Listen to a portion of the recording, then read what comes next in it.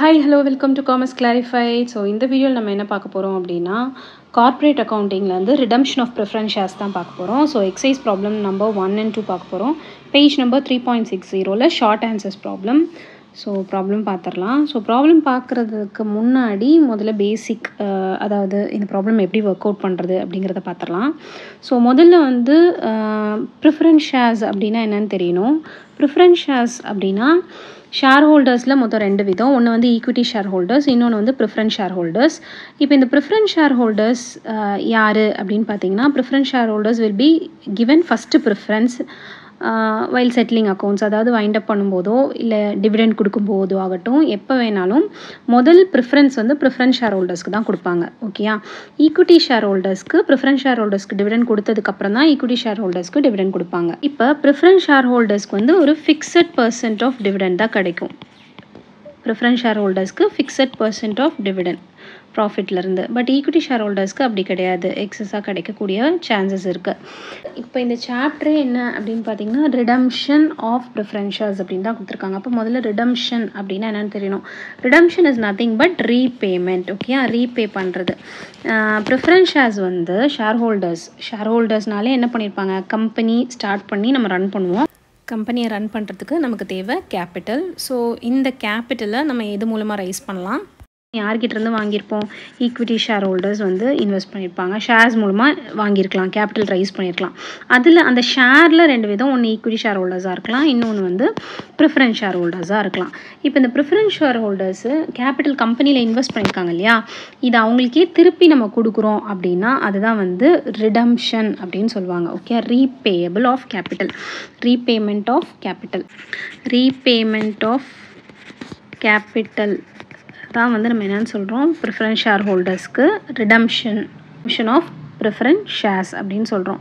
So இப்போ redemption of preference shares repay பண்ணுறோம் அப்படின்னா அந்த கேபிட்டலை டிஸ்டர்ப் பண்ணக்கூடாது. கம்பெனியோட கேபிட்டல் பார்த்தீங்கன்னா ஸ்டார்ட் பண்ணும்போது ப்ரொப்போர்ஷன் எப்படி இருந்திருக்கலாம். ஒரு எக்ஸாம்பிளுக்கு சொல்கிறேன். டோட்டல் கேபிட்டல் 200 lakhsனா ஈக்விட்டி மூலமாக ஒரு 100 lakhs ரைஸ் பண்ணுறாங்க, ப்ரிஃபரன்ஸ் மூலமாக ஒரு 100 lakhs ரைஸ் பண்ணுறாங்க. இப்போ இந்த ப்ரிஃபரன்ஸை நம்ம திருப்பி கொடுக்கணும், அதாவது இந்த 100 rupees நம்ம ப்ரிஃபரன்ஸ் ஷேர் ஹோல்டர்ஸ்க்கு திருப்பி. கம்பெனியோட கேபிட்டலே என்ன ஆகிடும், 100 கம்மி ஆகிடும், மைனஸ் ஆகிடும். அப்போ கம்பெனியோட கேபிட்டல் முதல்ல 200 இருந்தது, இப்போ வெறும் 100 ஆயிரும். அப்போ அந்த மாதிரி ஆகக்கூடாது. கம்பெனியோட கேபிட்டலை அப்படியே தான் மெயின்டைன் பண்ணணும். அதை எப்படி மெயின்டைன் பண்ணுவாங்க அப்படின்னா, ஒன்று ப்ரிஃபரன்ஸ் ஷேர்ஸை திருப்பி கொடுக்கும்போது நியூவாக இஷ்யூ பண்ணி ரைஸ் பண்ணிடுவாங்க, நியூ இஷ்யூ மூலமாக ஷேர்ஸை ரைஸ் பண்ணிடுவாங்க. அப்படி இல்லை ரிசர்வ்ஸ் மூலமாக ப்ராஃபிட்லேருந்து ரிசர்வ்ஸ் எடுத்து வச்சு அந்த கேபிட்டலை மெயின்டைன் பண்ண ட்ரை பண்ணுவாங்க. எப்படியோ அந்த கேபிட்டல் இனிஷியலாக எவ்வளோ இருந்தது, 100 + 100 200 திருப்பி கொடுத்தாலும் அவ்வளோ கேபிட்டல் இருக்கிற மாதிரி வச்சுக்குவாங்க. இந்த புக்கில் பார்த்தீங்க அப்படின்னா டிஎஸ் ரெட்டி அண்ட் ஏ மூர்த்தி புக்கில் ஆஸ் பர் கம்பெனிஸ் ஆக்ட் 1956 தான் கொடுத்துருக்காங்க. பட் கம்பெனிஸ் ஆக்ட் 2013 பிரகாரம் செக்ஷன் 55ல் ப்ரொவிஷன்ஸ் எல்லாமே சேஞ்ச் ஆயிருக்கு. உங்களுக்கு வேணும் அப்படின்னா நெக்ஸ்ட் வீடியோவில் நான் செக்ஷன் 55ஓட ப்ரொவிஷன்ஸ் நம்ம பார்க்கலாம். பட் இப்போ இன்றைக்கி இந்த எக்ஸசைஸ் ப்ராப்ளம் 1 and 2ங்கிறதுனால நம்ம அவ்வளோ டீப்பாக போவேனா, ஜஸ்ட்டு அது இந்த 2 சம் சால்வ் பண்ணுறதுக்கு நமக்கு என்ன தெரியணும் அப்படிங்கிறத மட்டும் நம்ம இந்த வீடியோவில் பார்ப்போம். So first steps involved in solving ப்ராப்ளம்ஸ்னு அவங்களே புக்கில் கொடுத்துருக்காங்க. ஸோ அதில் ஸ்டெப் 1 பார்த்தீங்க அப்படின்னா determining the amount of capital redemption reserve. Okay, நம்ம எப்படி கேபிட்டல் ரிடம்ஷன் ரிசர்வ் கேல்குலேட் பண்ணுறது அப்படிங்கிறத மட்டும் கொடுத்துருக்காங்க. இப்போ preference shares can be redeemed out of, ரிடீம்னா திருப்பி கொடுக்குறது, ரீபே பண்ணுறது. யாருக்கு ரீபே பண்ண போகிறோம், ஷேர் ஹோல்டர்ஸ்க்கு. எந்த ஷேர் ஹோல்டர்ஸ்க்கு, ப்ரிஃபரன்ஸ் ஷேர் ஹோல்டர்ஸ்க்கு. ரிடீம்ட் அவுட் ஆஃப் எதுலேருந்து நம்ம அந்த காசு வேணும் இல்லையா, அவங்களுக்கு திருப்பி கொடுக்கணும். அந்த கேபிட்டல் 100 shares திருப்பி பே பண்ணோம் அப்படின்னா நமக்கு கேஷாக வேணும். அது நம்ம எங்கேருந்து எடுத்துக்கிறாங்களா, out of revenue reserves. Revenue ரிசர்வ்ஸ்னால் ப்ராஃபிட், அவுட் ஆஃப் ப்ராஃபிட்லேருந்து எடுத்துக்கிறாங்க. Okay, or out of proceeds of fresh issue.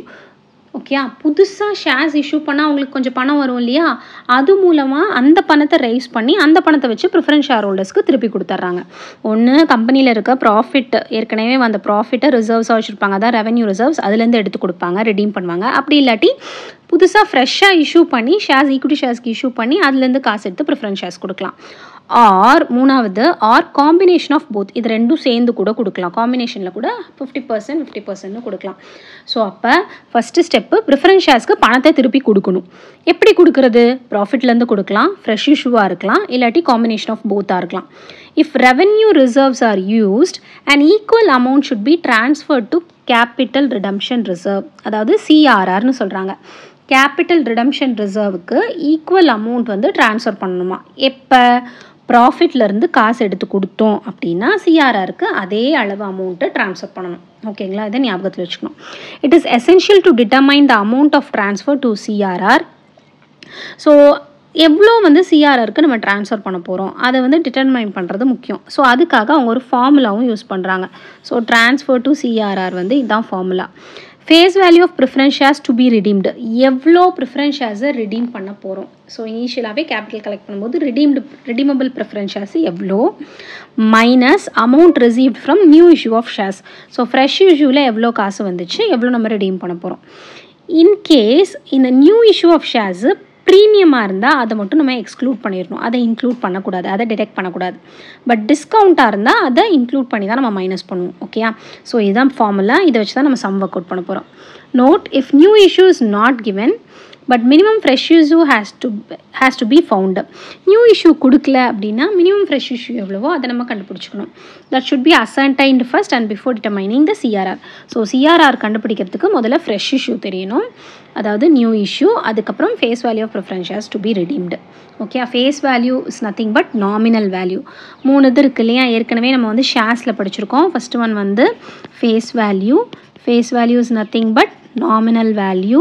Nominal value இதை என்னன்னு சொல்லுவாங்க? பார் வேல்யூ அப்படின்னு சொல்லுவாங்க. இப்போ இந்த ஃபஸ்ட்டு சம்மில் வந்து redemption of 20,000 preference shares of ₹100 ஈச்னு கொடுத்துருக்காங்க இல்லையா? அந்த ₹100 வந்து பார் வேல்யூ. இன்கேஸ் இது ப்ரீமியமாக இருந்துச்சு அப்படின்னா, ப்ரீமியமில் கொடுத்துருந்தாங்கன்னா 100ல் 10% ப்ரீமியம் அப்படின்னா ப்ளஸ் ₹10. இன்கேஸ் இது டிஸ்கவுண்ட்டாக இருந்துச்சு அப்படின்னா 100ல் 10% டிஸ்கவுண்ட்டாக இருந்ததுன்னா -10. ஓகே, அப்போ ₹90 வரும் டிஸ்கவுண்ட்டாக இருந்தால். ப்ரீமியமாக இருந்தால் ₹110. பார் வேல்யூனா ₹100. ஸோ ஃபேஸ் வேல்யூ ப்ரீமியம்னா எக்ஸ்ட்ராவாக அதிகமாக நம்ம வந்து இஷ்யூ பண்ணுறது, டிஸ்கவுண்ட்னா கம்மியாக டிஸ்கவுண்ட் கொடுக்குறோம், அப்படியாச்சும் அந்த ஷேர்ஸ் வந்து செல் ஆகுமா அப்படிங்கிற மாதிரி இஷ்யூ பண்ணும்போது அதெல்லாம் பார்த்தோம். ஸோ அதே தான் இதுக்கும், அந்த பேசிக் மீனிங் அதுதான். ஸோ எக்ஸ்க்ளூடிங் ப்ரீமியம்னா அதை மட்டும் நம்ம வந்து விட்டுறணும். ப்ரீமியமாக இருந்தால் மட்டும் இந்த ஃப்ரெஷ் இஷ்யூவில் நம்ம வந்து எடுக்கக்கூடாது, பார் வேல்யூவே எடுத்துக்கணும். Okay, so some work out பண்ணிடலாம். First problem, redemption of 20,000 preference shares. So 20,000 preference shares வந்து redemption பண்ணணும் of ₹100 each.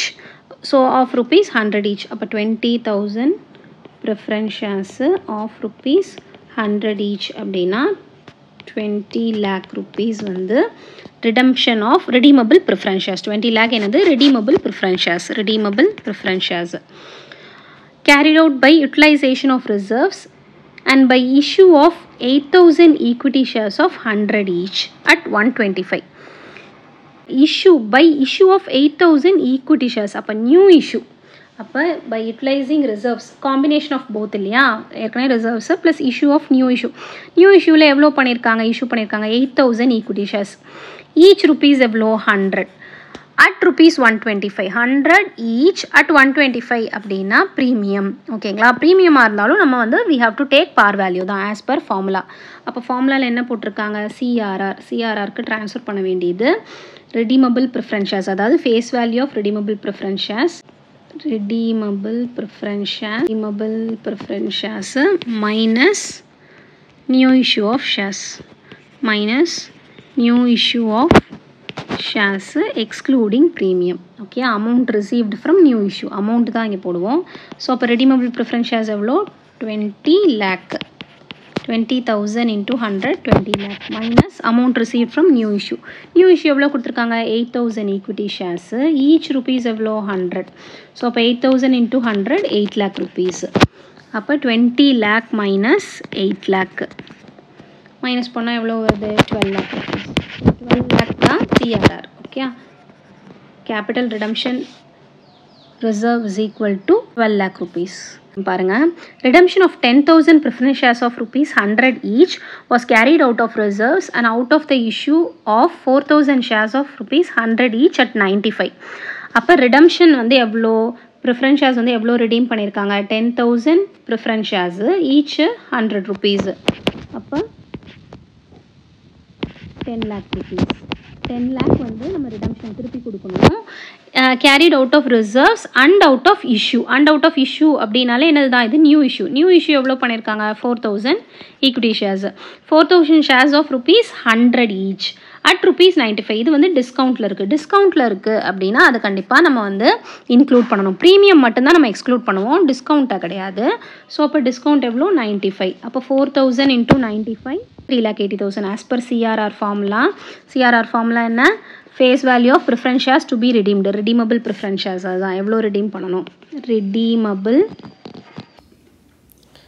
redeemable preference shares minus amount from new issue of shares. Okay, 10 lakh redeemable preference shares minus 3,80,000. So 10 lakh minus 3,80,000 is equal to 6,20,000. So hope இந்த video உங்களுக்கு பிடிச்சிருக்கும்னு நினைக்கிறேன். Next நான் எந்த video work out பண்ணணும் அப்படிங்கிறத கீழே comment பண்ணுங்கள். தேங்க்யூ ஃபார் வாட்சிங்.